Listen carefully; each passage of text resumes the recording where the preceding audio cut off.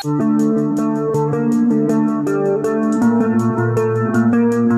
Friends, Radhe Radhe सभी को। कैसे हैं आप सब? स्वागत है आप सबका एक नए वीडियो में। उम्मीद है मेरी पूरी फैमिली अच्छी होगी। तो अभी सुबह के 5 बज रहे हैं। मुझे उठे हुए समथिंग 10 या 15 मिनट हो चुके होंगे। तो अभी मैं मच्छरदानी सही करने के लिए गई थी, क्योंकि उठने के बाद थोड़ी बहुत खुल जाती है। तो सुबह में मच्छर बहुत ज़्यादा लगते हैं, तो इसलिए मैंने बहुत अच्छे तरीके से चारों तरफ दबा दिया, ताकि बच्चे अभी सोते रहें। अभी ये लोग 1-2 घंटे बाद उठेंगे, मतलब लेट तक सोते रहते हैं। आप जानती हैं छुट्टियाँ चल रही हैं, तो मैं जगाती भी नहीं हूँ। छुट्टियों से आप ये मत समझिएगा कि स्कूल नहीं ओपन हुए हैं। इनके सबके स्कूल ओपन हो चुके हैं, पर मैं अभी भेजती नहीं हूँ, क्योंकि कहीं ना कहीं कोरोना को लेकर अभी मेरे मन में डर बसा हुआ है। मुझे लगता है जब तक बच्चों की वैक्सीन नहीं आ जाती है, तब तक शायद सुरक्षित नहीं है स्कूल भेजना बच्चों को। और जो स्कूल वाले हैं वो सीधा डायरेक्टली फॉर्म पर साइन ले लेते हैं कि बच्चों के साथ अगर कुछ भी होता है तो सारी जिम्मेदारी आपकी होगी। तो इस वजह से जब मुझे ऐसा फील होता है कि जब मेरी ही जिम्मेदारी है, तो अभी मेरे ही पास रहें। जब वैक्सीन आ जाएगी बच्चों की, उसके बाद ही मैं भेजूँगी स्कूल। तो अभी इन लोगों को मैं नहीं भेज रही हूँ। और मैं अभी आप लोगों से भी यही कहूँगी, क्योंकि भाई मुझे लगता है बच्चों का अगर जीवन बना रहेगा तो आराम से आगे चलकर पढ़ाई कर लेंगे, या अनपढ़ भी रहेंगे तो कोई दिक्कत नहीं है। मुझे लगता है जीवन से महत्वपूर्ण कुछ भी नहीं है। तो इसीलिए मैं अभी स्कूल इन लोगों को नहीं भेजती हूँ। तो आज मम्मी भी थोड़ा जल्दी उठ चुकी हैं, क्योंकि आज माता नवमी है, तो वो पूजा करेंगी।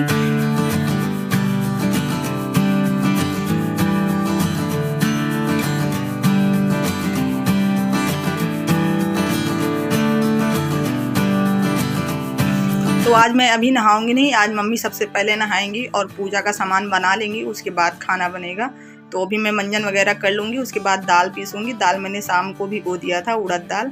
तो इसका बड़ा बनाएंगी, छोटा छोटा सा जो बड़ा बनता है, दही बड़े आप जिसको बोलते हैं ना, तो यूपी में इसे बड़ा कहते हैं। और ऐसे इसको जैसे लोई बना के ना छोटे छोटे पुआ बनते हैं ना, वैसे बनाया जाता है। तो अभी मम्मी बनाएंगी, मैं आपको दिखाऊंगी।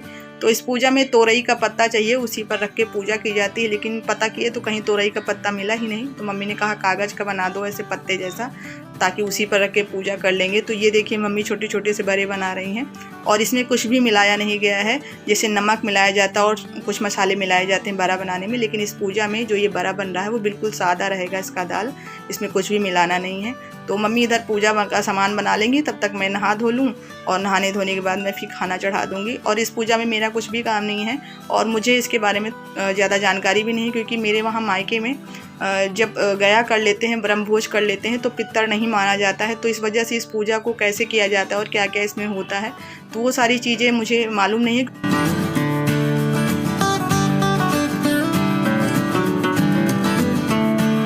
तो इसे तो आप लोग जानते ही हैं, ये है सोया बड़ी, जिसे हम लोग न्यूट्रेला बोलते हैं।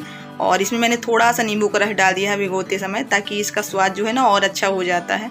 और इसको मैं बनाऊंगी उबले हुए आलू के साथ में। तो आलू मैंने पहले ही उबाल के रख लिया है, और दाल बन रही है। चाय भी मैंने निकाल लिया साथ में। चाय थोड़ी सी ठंडी हो जाती है तभी हम पी पाते हैं, बहुत गर्म चाय नहीं पी पाते हैं।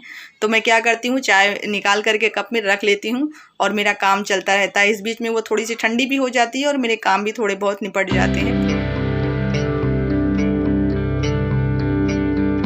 और आप लोग कहते हैं कि विराटों को हम ध्यान नहीं देते हैं, बहुत कमज़ोर है ये।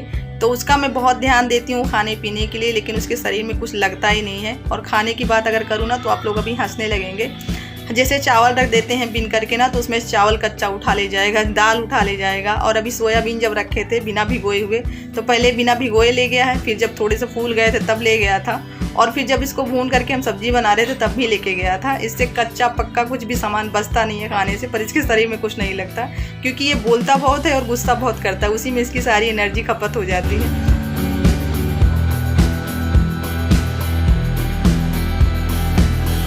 तो ये मम्मी यहाँ पर पूजा कर रही हैं, तो मैंने सोचा मैं थोड़ी सी क्लिप ये भी शेयर करूँ आपके साथ में। तो यहाँ पर मम्मी पूजा करने के बाद में अगियार लगा रही हैं, और ये जो बड़ा बनाए हुए थे, तो जैसे कागज़ में रखे हैं वैसे ये तोरई के पत्ते में रखे जाते हैं। तो पूजा करने के बाद ये प्रसाद जो है उठा लिया जाता है, और फिर 6 दिशाओं में इसको फेंका जाता है, सब तरफ एक एक करके।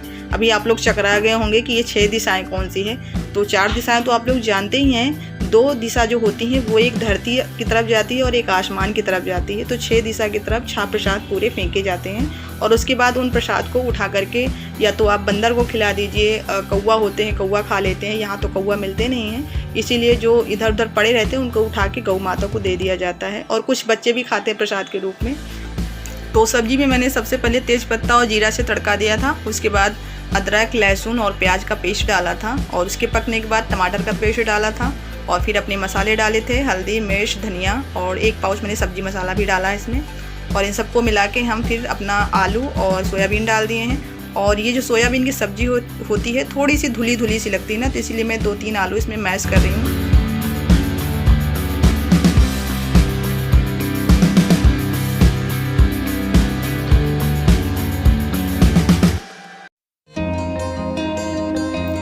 तो बस यहाँ पर मैं बर्तनों को धुल लूँ, बाकी के काम हो चुके हैं। सब लोग खाना पीना खा चुके हैं और बच्चे भी खा पी चुके हैं। दोनों पीछे गए हैं पीछे वाला ताल देखने के लिए। दिन में 2-3 बार ये दोनों जाते हैं पीछे ताल देखने के लिए और बोलते हैं कि मछली देखने जा रहे हैं। वैसे इनको मछलियाँ दिखती नहीं है क्योंकि मछली यहाँ पर है ही नहीं, तो दिखेंगी क्या।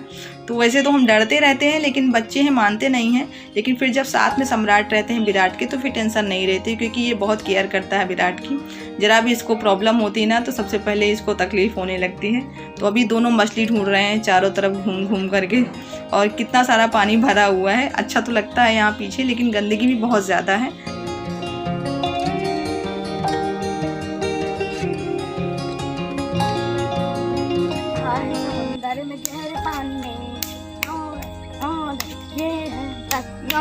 ये है बात चल रही है समुंदर में गहरे पानी में। 9-10 ये 9-10 मिलो जहाज से चल रहा है समुंदर में गहरे पानी में चल रहा है समुंदर में गहरे पानी में। 5-6 मिलो जहाज से चल रहा है समुंदर में गहरे पानी में चल रहा है समुंदर में पानी गहरे पानी में। 9-10 7-8 मिलो जहाज से, नहीं 7-8 मिलो विमान से। उड़ रहा है आसमां में परिंदियों के साथ उड़ रहा है।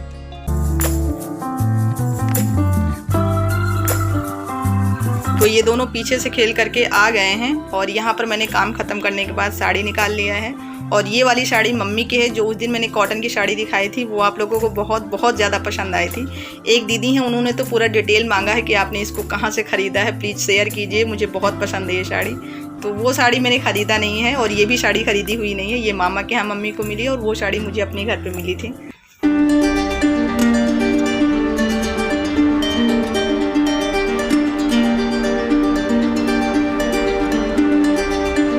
तो मैंने इस साड़ी को फिट कर लिया है, फालतू को सब कुछ कर दिया था। तो मैंने सोचा आप लोगों को अच्छे से दिखा दूँ इसको पहन करके, क्योंकि किसी भी साड़ी का लुक तभी समझ में आता है जब आप उसको पहन करके अच्छे से फिट होकर दिखाते हैं। तो वो साड़ी तो आपने देख ही ली है, साथ में मैंने ये वाली साड़ी भी आपको वेयर करके दिखा दी है। ये है कॉटन वाली साड़ी जो मैंने उस दिन दिखाई थी और काफ़ी ब्यूटीफुल है साड़ी। वैसे कॉटन की साड़ियाँ मुझे ज़्यादा तो पसंद नहीं है, लेकिन कभी कभार अच्छा लगता है कॉटन की साड़ियाँ भी पहनना। तो ये प्योर कॉटन सिल्क है और वो वाली थोड़ी सी मिक्स है कॉटन के साथ में। तो ये दोनों साड़ी मैंने आपको अच्छे से क्लियरली दिखा दी। वैसे ये साड़ी मुझे अभी पूरी तरह से फिट करना है, ये फिट नहीं हुई है। मुझे एक बहुत ज़रूरी चीज़ आप लोगों के साथ शेयर करनी थी, जिसकी मुझे बहुत ज़्यादा ज़रूरत थी। जैसा कि आप लोग जानते हैं कि मेरे पास एक ही मोबाइल है जिससे मैं बात भी करती हूँ, किसी की कॉल आ जाती है तो, और उसी से शूट करना, उसी से एडिट करना, अपलोड डाउनलोड सब कुछ उसी से होता था। तो मुझे किसी दूसरे मोबाइल की या फिर लैपटॉप की बहुत ज़्यादा ज़रूरत थी। तो फाइनली मुझे एक सहारा मिल गया है। और मेरा मानना रहता है कि किसी भी काम को आप स्टार्ट करते हैं ना, तो ऐसा लगता है कि मेरे पास ये नहीं, मैं कैसे काम स्टार्ट करूं। ये चीज़ें आती हैं आपके मन में, लेकिन आप जब किसी काम को स्टार्ट कर लेते हैं तो ज़रूरतें खुद ब खुद धीरे धीरे पूरी होती जाती हैं। तो मेरे पास जब मैंने शुरू किया था तो बहुत सारी चीज़ें नहीं थी। बेटाटू सही से बैठो, हिल रहा है पूरा कैमरा। तो लेकिन मुझे लगता है ना कि जैसे जैसे मैं यूट्यूब पर आगे काम करूँगी, तो जिसकी ज़रूरत मुझे ज़्यादा है मैं उस चीज़ को जुटाने की कोशिश कर रही हूँ एक एक करके। वैसे एक साथ सारी चीज़ों को इकट्ठा करना मेरे लिए बहुत मुश्किल है, फिर भी मेरे लिए बहुत बड़ी चीज़ मिल गई है मेरे काम के लिए। तो वो मैंने सोचा मैं आप लोगों को ज़रूर दिखाऊँ, क्योंकि आप लोगों का हक बनता है। तो ये रहा, मैं ज़्यादा सस्पेंस नहीं करती, मुझे मिला क्या, ये देखिए, मुझे इसकी बहुत ज़्यादा ज़रूरत थी। अब मेरा काम बहुत आसान हो जाएगा। बहुत परेशान रहती थी। आप लोग सोच रहे होंगे कि ये लैपटॉप मैंने कहाँ से लिया है। तो मैंने इसे ख़रीदा नहीं है, दरअसल ये मेरे भाई का है। इसे बोल रहे थे मेरे भाई कि इसको दीदी आप उठा ली जाइए, आपके काम में आएगा, ये पड़ा ही ऐसे ही, इसका कोई काम नहीं है। तो मैं जा नहीं पा रही थी घर, तो वही लेके आए थे। कल मुझे दे के गए, शाम को आए थे, उन्हें जल्दी थी तो चले गए थे। और अभी मेरे ब्लॉग में जानती हो किसी को इंटरेस्ट नहीं है आने का, इसलिए मैंने उनके साथ कुछ भी शूट नहीं किया है। लेकिन फिर भी मैंने सोचा मैं आप लोगों को दिखा दूँ। और बस मैं बहुत ज़्यादा खुश हूँ और कुछ कह नहीं पा रही हूँ। तो अभी आज मैं यहीं पर वीडियो को एंड कर रही हूँ। अगर वीडियो पसंद आया हो तो प्लीज़ वीडियो को लाइक करिएगा और चैनल को सब्सक्राइब कीजिएगा। तो मिलते हैं कल आपसे एक अच्छी सी ब्लॉग के साथ। तब तक के लिए आप अपना ख्याल रखिए। Bye bye.